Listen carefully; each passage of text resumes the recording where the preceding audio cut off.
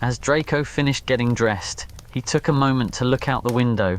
The late evening air was crisp and cold, the sky already mostly dark. He couldn't help but grimace as he spotted you outside, his feelings of annoyance and irritation flaring up instantly. He grumbled to himself, his eyes still locked on your figure as he muttered, "Of course she's here." He continued to watch you from the window, muttering under his breath, "Doesn't she ever get tired of being a constant annoyance?" he grumbled. "Why can't she just leave me alone?" His gaze remained fixed on you, his expression one of irritation and barely concealed contempt.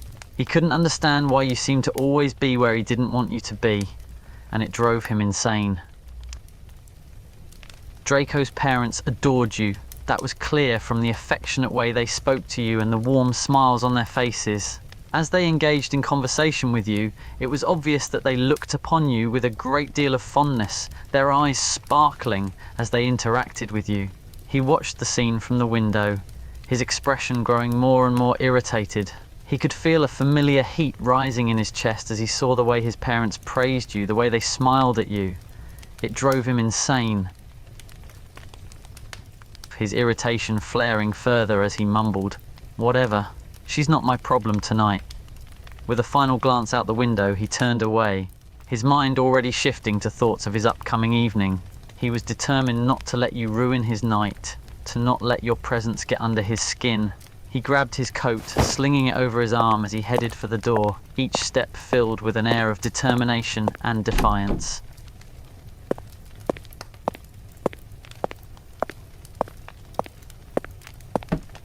He made his way downstairs, descending from the upper floors of his grand mansion.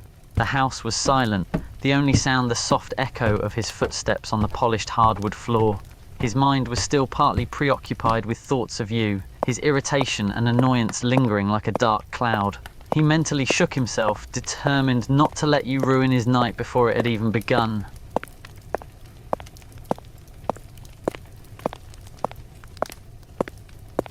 He was about to walk out the door when he noticed his parents beckoning for him to come over.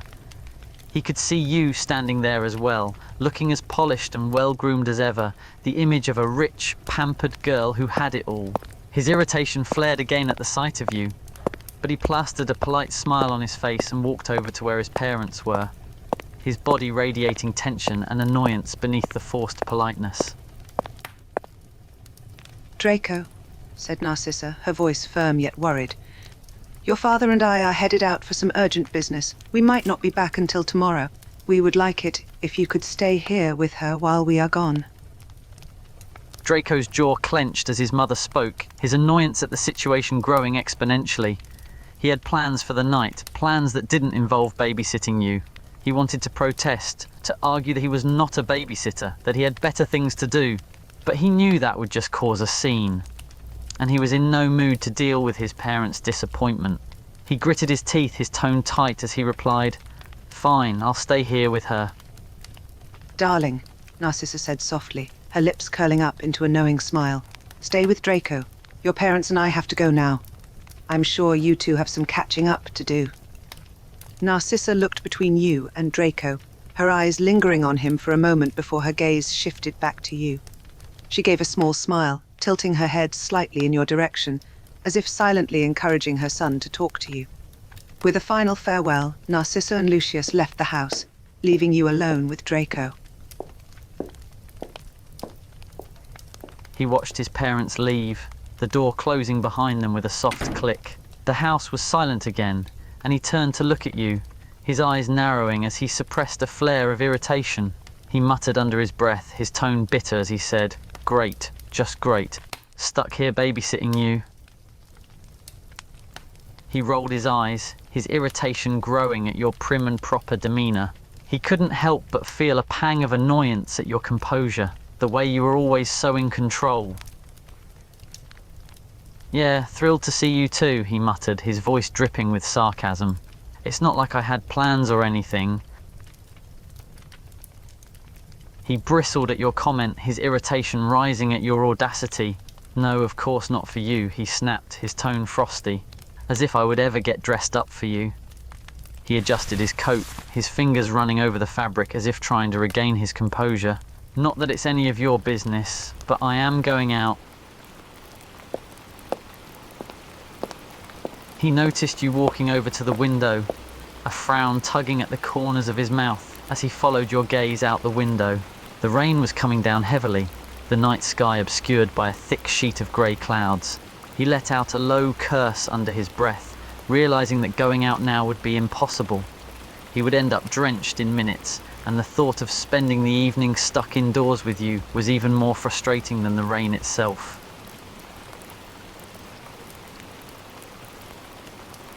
He watched you walk away, his irritation mounting as he realized that the rain had effectively ruined his plans. He let out a low grumble, his hand running through his hair in frustration. "Just great," he muttered under his breath. "Now I'm stuck here all night with her." He considered his options for a moment, contemplating just locking himself in his room and ignoring your presence entirely. But after a moment, he decided that would be too childish, and instead decided to head to the library as well.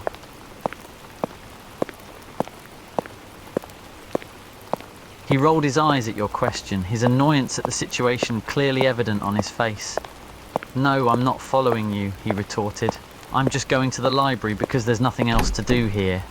He walked past you, into the library, and flopped down onto one of the cushy couches, letting out a huff of irritation. He could feel your disapproving gaze on him, and it only fueled his irritation further. He met your gaze with a defiant one of his own, his jaw clenching as he let out a scoff.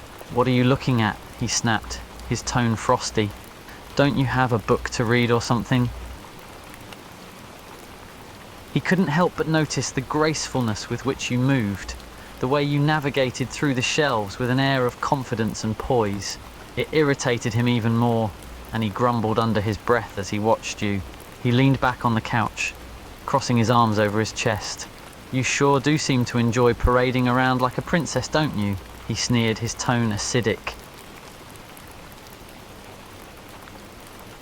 He rolled his eyes at your comment, his expression one of disdain. "Oh yes, the princess of wealth and privilege," he jeered. "Don't you ever get tired of it? The constant pampering and the never-ending praise." "Jealous? Of what?" he retorted, his tone defiant. "That you've never had to struggle a day in your life, never had to actually work for anything? Yeah, I'm just so jealous of you and your pampered upbringing." He scoffed at your question, his annoyance flaring once more. "Of course I have," he retorted. "Just because I come from a wealthy family doesn't mean I haven't had to work for things. I've had responsibilities, expectations." He trailed off, his gaze hardening as he met your gaze. "Not that you would understand, princess." He noticed your struggle to reach the book on the top shelf, and his gaze couldn't help but linger on your exposed thigh, his eyes following the line of your bare skin up your leg to the edge of your skirt. He felt a strange twinge in his gut as he watched you, and he tore his gaze away, his expression more irritated than before. "Perfect, huh? Is that how you see yourself? The perfect little princess of privilege?" He smirked at your frustration, his irritation now mixed with a hint of satisfaction. "What's the matter, princess? Can't reach that high up? Do you need someone to get it for you?" He taunted you, his mocking tone clearly deliberate. He stepped up behind you, the warmth of his body radiating against your back. He reached up, his arm brushing against yours as his hand effortlessly grabbed the book from the top shelf. As he brought the book down, he leaned in closer, his breath hot against the nape of your neck. "There you go, princess," he said, his voice low and gruff, as he pressed you tighter against the bookshelf. He noticed the way your breath hitched as he pressed you against the bookshelf, his body so close to yours. He couldn't deny the way your proximity affected him, the subtle scent of your perfume and the warmth of your body igniting something deep inside him. But he quickly pushed the feeling down, his expression turning cold. He watched as you snatched the book from his hand, his fingers still lingering on your skin for a moment longer than necessary. He moved away from you, needing the space to regain his composure. The feeling you stirred up in him was something he hadn't expected, and it unsettled him. He stood by the window, watching the rain pour down outside. The rhythmic pitter-patter of the raindrops against the glass helped calm his racing thoughts, his mind clearing of the strange emotions that had flared up in your presence. He was a bit taken aback by the unexpected politeness of your tone, the soft words jolting him out of his thoughts. He turned to look at you, his brow furrowed in mild surprise. "You're welcome," he replied, his tone a little harsher than he intended. He turned back to the window, watching the rain fall once more, his mind still racing with conflicting thoughts and emotions. He stole glances at you as you read, his eyes lingering on your form, taking in the way you sat, the way your hair fell over your shoulders, the subtle rise and fall of your chest as you breathed. He couldn't quite put his finger on it, but there was something about you that drew him in despite his best efforts to resist it. It irritated him, and he clenched his jaw, trying to ignore the inexplicable attraction he felt towards you.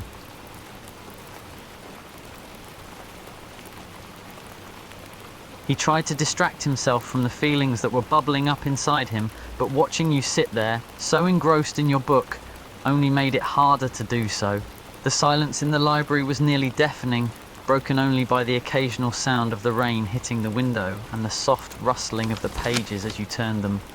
He shifted awkwardly, his body tense with suppressed desire. He hated himself for feeling this way, for being attracted to someone he was supposed to despise. He was snapped out of his thoughts by your murmured comment about the weather. "Coffee," he repeated, his brows furrowing in confusion. "You want coffee in the middle of a downpour?" He watched as you stood up, a hint of curiosity in his eyes. "You're going to make coffee? On your own?" he asked, his tone bordering on amusement. He followed you out of the library, his footsteps silent against the hardwood floors. "You know how to make coffee?" he asked, a slight smirk tugging at the corners of his mouth. He couldn't help but find it amusing, the sight of a well-pampered princess making her own coffee. He chuckled as your words, a hint of mockery in his tone. "Oh, I'm sure you are, princess, but don't pretend like you've ever had to lift a finger in your life." He smirked at your reaction, his gaze challenging. "What's wrong with me? Nothing's wrong. I'm simply pointing out the obvious. You're a spoiled little princess who's never had to do anything for herself." He watched you storm off, his smirk turning into a frown as he realized he had made you upset. He debated whether or not to follow you, his mind warring between wanting to apologize for his words and wanting to double down on his taunts. In the end, his conscience won out, and he silently cursed under his breath as he made his way upstairs, following you to see where you had gone. He looked around the upstairs hallway, searching for any sign of you. He checked a few of the rooms, but you were nowhere to be found. He grumbled to himself, his irritation growing. Where on earth could she have gone? He continued to search the upstairs, but the heavy rain outside made it difficult to hear anything. He tried calling your name a few times, but his voice was just a hushed murmur compared to the downpour. He felt a pang of guilt as he entered the guest bedroom and saw you curled up on the bed, your expression sad, tears streaming down your face. He hesitated for a moment, torn between wanting to comfort you and his stubborn pride. But the sight of you in such a state was too much for him to bear. He walked over to the bed and sat down next to you, his voice low and gentle. "Hey, princess." He flinched at your harsh response, but he didn't leave. Instead, he stayed seated on the edge of the bed, his eyes fixed on you. "I'm not going anywhere," he said gruffly. "Not until we talk." He sighed, his expression softening as he looked at the hurt on your face. "I know," he admitted, his voice quiet. "I was being a jerk. I'm sorry." He reached out tentatively, his hand hovering in the air for a moment before gently brushing a strand of hair away from your face. "I didn't mean to make you upset," he said softly, his usually cold demeanor replaced with a hint of vulnerability. He felt a sharp twinge in his chest at the sound of your sniffles, his resolve crumbling even further. He moved closer to you, his hand resting tentatively on your shoulder. "Hey, come on now," he said softly, his voice rough with uncharacteristic emotion. "Don't cry." He climbed into the bed next to you, his lean frame fitting perfectly against yours. He draped an arm gently across your shoulders, pulling you closer to him as he continued to apologize. "I'm sorry," he said again, his voice almost a whisper. "I was out of line. I shouldn't have said those things to you." He held you close, soaking in the warmth of your body against his. He could feel the tension in your muscles slowly start to ease as he continued to comfort you. "I'm sorry," he repeated, the words rolling off his tongue like a mantra. "Please forgive me, Princess." He felt you relax into his embrace, your body fitting snugly against his. He held you in silence for a moment, gently rubbing his hand up and down your arm. "Feeling better?" he murmured softly, his breath warm against your neck. He could feel your nodded response, the slight move of your head against his chest. He let out a sigh of relief, grateful that you had allowed him this moment of vulnerability. He held you a little tighter, his hand still tracing small circles on your skin.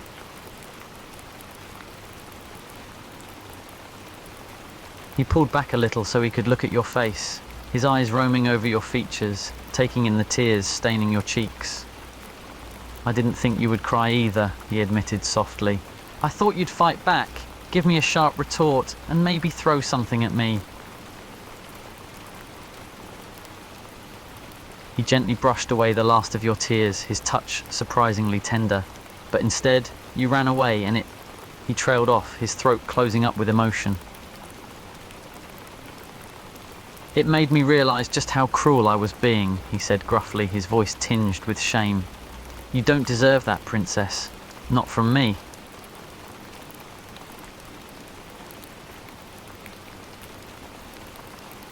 He felt the way you snuggled close to him, your body curling into his. It sent a jolt of something unfamiliar through him, a mixture of protectiveness and a desire to hold you even closer. He wrapped his arms around you, pulling you against him so that you were completely enveloped in his embrace. "I won't be mean like that again," he mumbled, his face buried in your hair. "I promise." The rain continued to fall outside, the sound of it against the window a soothing backdrop as they lay in the guest bed. With your body pressed close to his, he couldn't help but feel a sense of comfort and peace that he hadn't experienced in a long time. Gradually, their breaths evened out, and they both drifted off to sleep.